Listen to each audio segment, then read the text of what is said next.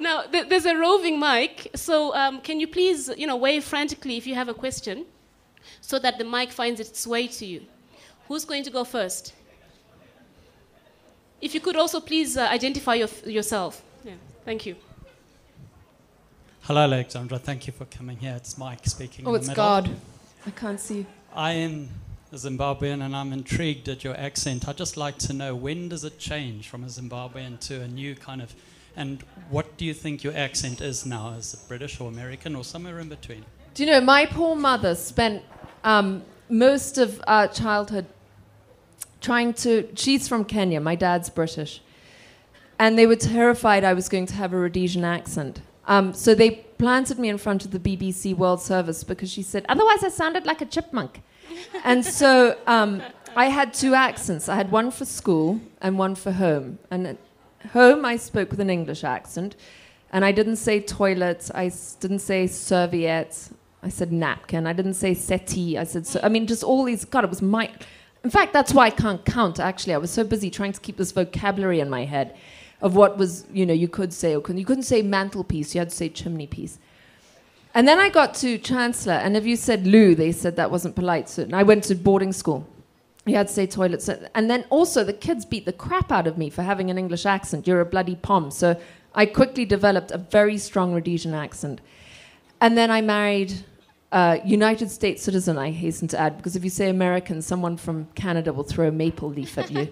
And then I don't know, I think it's disingenuous to hold on to an accent that, of course, I've lived in the place for 20 years, so if I sound American to you, actually I'm going to shoot myself. But I probably do. And it in a way it creeps in because the most vital thing is to communicate. And so if I go out onto the Wyoming oil fields with an accent like this, can you imagine how long that was lasting? The lucky thing is I just had a baby. And being Zimbabwean, I took my baby with me and I fed her on the oil rigs and in the offices of wherever I was going. And if you want to get a good interview with a corporate member of the oil companies, you feed your baby for 20 minutes one side and then you say, oh God, she's still hungry, do you mind? And you start to dig a little bit and they suddenly will tell you everything. It is not in the Columbia School of Journalism handbook, but I'm here to tell you it works. So, your accent gets a little bit liminal, of course it does, but your attitudes remain. For the black Zimbabwean members in the audience, I'm now going to speak with my indigenous accent because I want to point out that very last answer, if you wanted proof that there's tribalism in the white community, there it is. Who do you think raised me? Any more questions? I saw a hand in the middle there. Yes. Over there.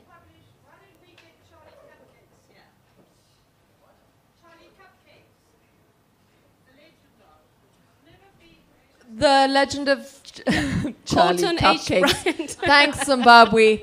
Only Zimbabwe. The Legend of Colton H. Bryant. Why don't we get Charlie Cupcakes here? I have been struggling with my publishers since inception to get my books sent out to Zimbabwe. It's like you've been erased off the map. It's incredibly difficult. No, the answer is we have been erased off the map, and not just Zimbabwe, but all of Africa. For publishers in the West, this is really not a market. It really isn't. So you have to really struggle. And so it helps to be physically present. And it helps if you can find a distributor like Weaver Press who's willing to bring in your book for you and distribute it. But if you are published outside this country, especially in the UK or wherever, it's extremely difficult to get books here. Because and this is when... Because you people don't buy books. Start buying books, then we can be a serious market. Well, and I do want to say, you have two amazing publishers in this country, Weaver Press and Amma Books. Weaver Press in Harare with Irene Staunton, and I've written 2 short stories for her. She is an amazing editor and publisher. She is single-handedly propping up the voice of Zimbabwe right now. We really need to support our local publishers and our local bookstores in order that there is a market. And then it feels like it can be, like when people will send books up here and they have a distributor. And I've got a contact. I mean, Weaver Books really, and you should check out the books that are being published in Zimbabwe right now. They are brilliant. To say that Zimbabweans are voiceless, you know, if you live in the States or in Europe, you would think that, and read the press there, you would think all Zimbabweans are cowering under the dining room table, you know, without anything to say. And I said, wait a minute, it's not the Zimbabweans I left anyway. And so for me, it's very, very fundamental, though, that you support your own voice first. Yeah. And then, if you get a hold of my book, great. But if not, at least you've heard the other voices that are happening now, the young writers that are coming up. No, there's some amazing writers. Yeah. Remember this name, Christopher Mlalazi. He's got a wonderful book that's set in the dark period of the early 80s. It's called Running with Mother. It's available now. I'm thinking of Violet Bulawayo. She won the Kane Prize last year. Her book is coming out next year and it's going to be sensational. It was subject to a massive frantic auction between some British publishing houses. It's going to be really amazing. There's a young writer called Novio Chuma. Her book is a little novella called, what's Novio's book called? Shadows, is now available as well. And if you go through the Weaver backlist, you find, Valerie Taguira, you find Shima Chinojga. I mean, there's some incredible writers that we have right here in this place. You should be proud of yourselves because there's, how many people left in this country anyway? About 300. I think we're all here. And we have produced everyone from Doris Lessing all the way down to these young, fabulous writers. We are the Fertile Crescent, really.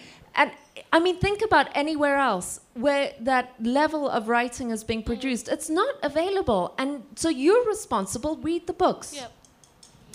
Thanks, Alex. There's a question in the middle there. Yes. Hi. My name is Juanita. I would like to compliment you, Ms. Gappah, on being an absolutely marvelous host. You're so well researched, and it made this discussion so pleasurable. Ms. Fuller, I read I'm not sure if it was your first, but Let's Not Go to the Dogs Tonight. I think about a decade ago, would it have been? And it's one of the most memorable reads of my reading career. I found your treatment of your mum exquisite. Although I'm not surprised that she turned around and said to you that you didn't know her. You know what? I've got people here who do know her, and they would say that was a really gentle portrait. Oh, my Lord. I lost a child, and it was after I'd read your book, but I remember that the memory of your remembering was very much part of my experience of that. I never thought I'd have the privilege of being in the same room as you. I haven't read the second, but I think the title of your latest book, Cocktail Hour Under the Tree of Forgetfulness, is exquisite.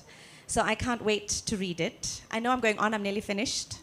I want to know, when did you know you were a writer? When did you start writing? And how much did you write before? 5. Yeah? That's 5.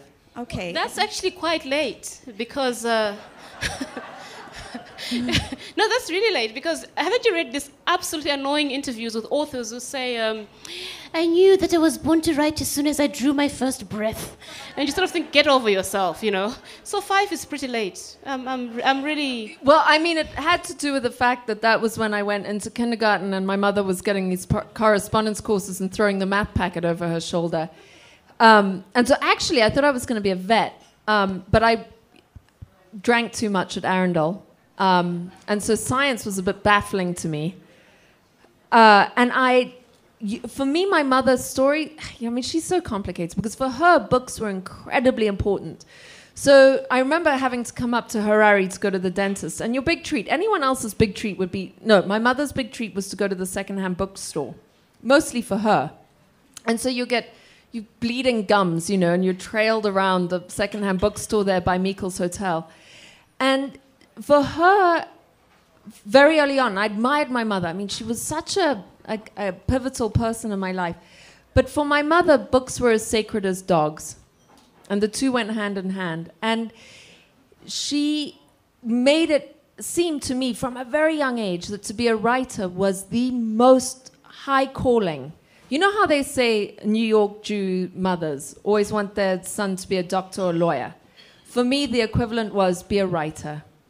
And so really, in a way, I became a writer for my mother. Yes. And she's regretted it ever since. And I never would have spent all that bloody money on Arundel if I knew you were going to grow up and be literate and write that awful book. One of the loveliest passages from your book, actually, when I said to myself, because I wrote it, I read it before I'd started writing ages ago, 10 years ago. There was this lovely passage when your mom is reading you The Lion, the Witch, and the Wardrobe, which was my favorite book as a child.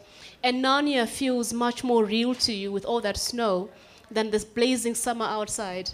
So your mother did make you a writer. Because I think to be a writer, you have to be a reader first.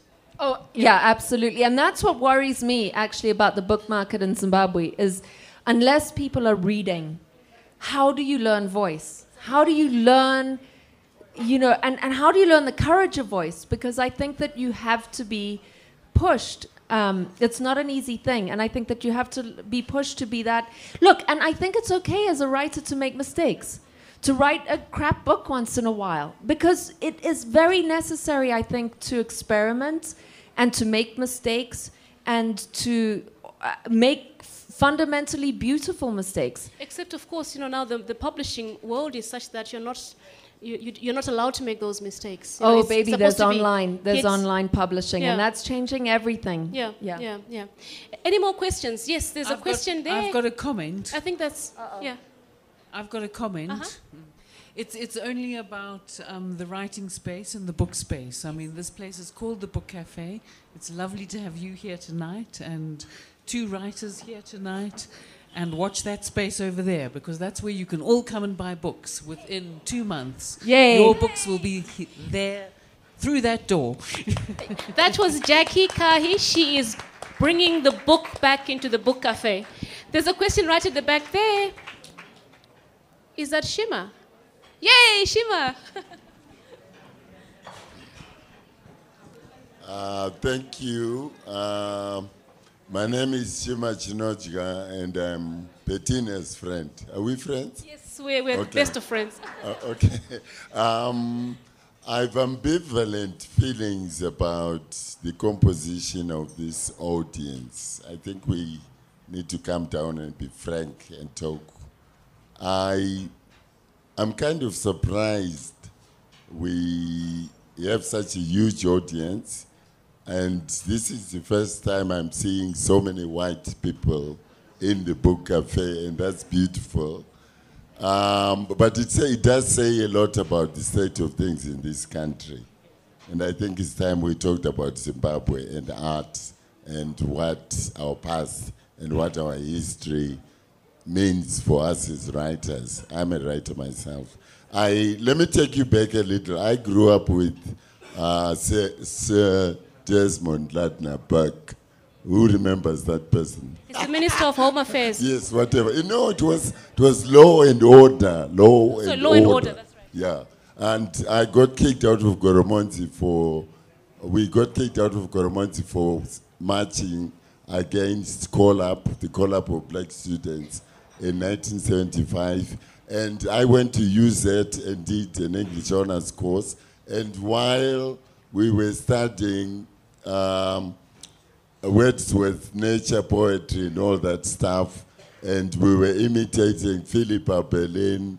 Does anyone remember Philippa Berlin? And all their nature stuff and writing like that. There were bombs blasting away at the Woolworths. I think it was 1977.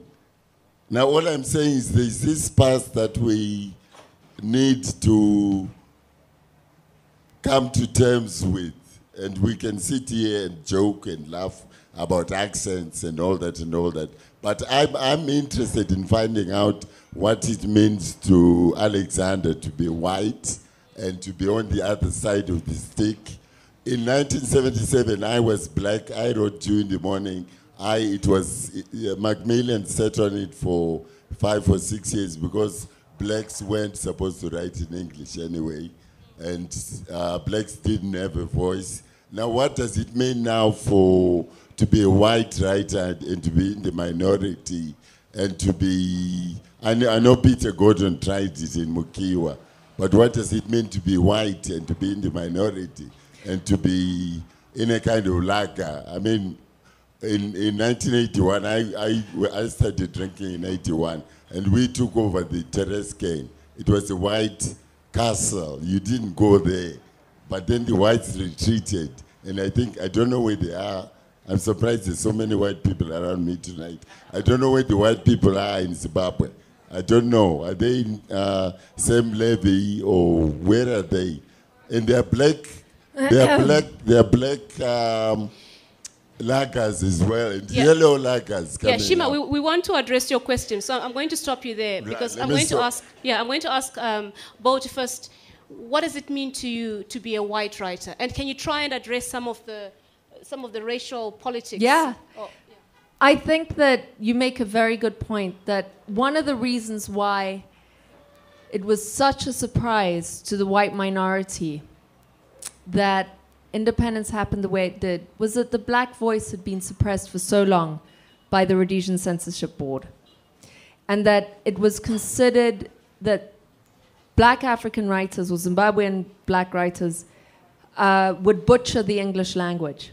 And so they could write only in Shona and in Ndebele. And so their language was not available to us, because how subversive would that have been for us to read the stories of the people that we were trying to oppress? I mean, that's just basic. That's basic politics. And to think that politics doesn't go on in that same way, we find all different ways for oppression to exist. Suppression of voice is the major way. It's the major way. I can't help the color I was born, the gender I was born, or the voice I was born with. And I celebrate all three. It's meaningless. It's really meaningless. The majority is the soul.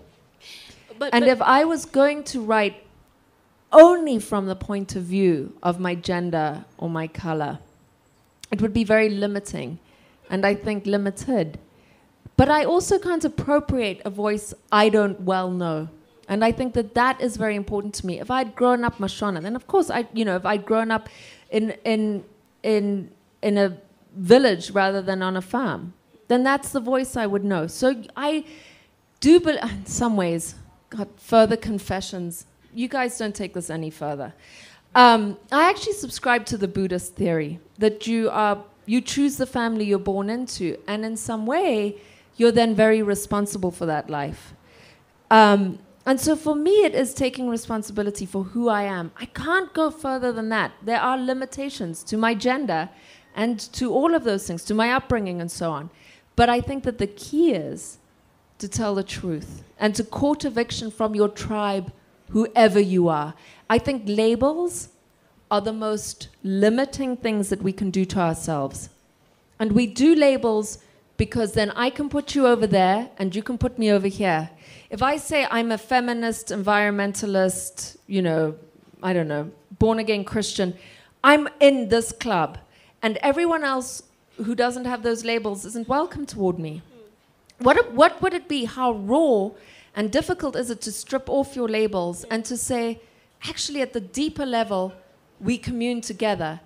When I had been writing Colton H. Bryant, I actually went back to church, which shocked everyone. In fact, it shocked me, because he had been Mormon, and I knew that for me to really get into his character, he was dead by the time I was writing about him, I would have to go back to church. So I go to, luckily there's a little chapel in Jackson, Wyoming, Episcopalian, Church of England.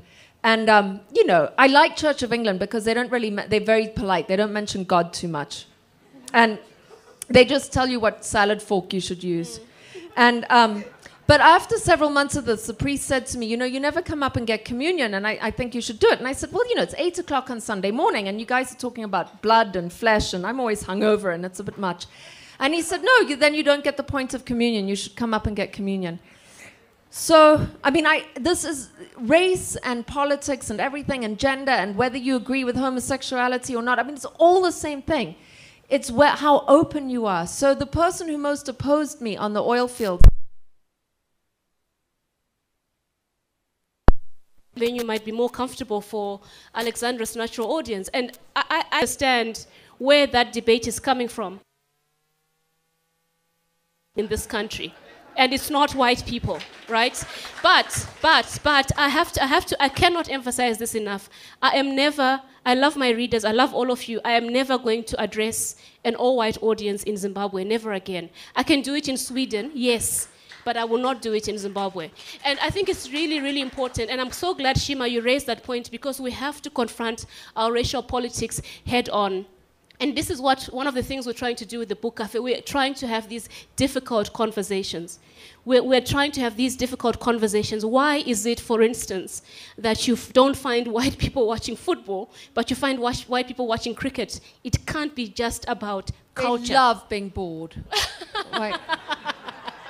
Look, perhaps I don't know. I mean, for me, it's I was answering the question in a roundabout way, because for me, it's one-to-one. It's never about saying mass white, mass black. I mean, that's just a... But you see, Alexandra, the reason I wanted to address it, and the reason Shima raises it, because we're having, right now, this is the second day of the stakeholders conference. We have no idea what's going to come out of that. That constitution is a scandal.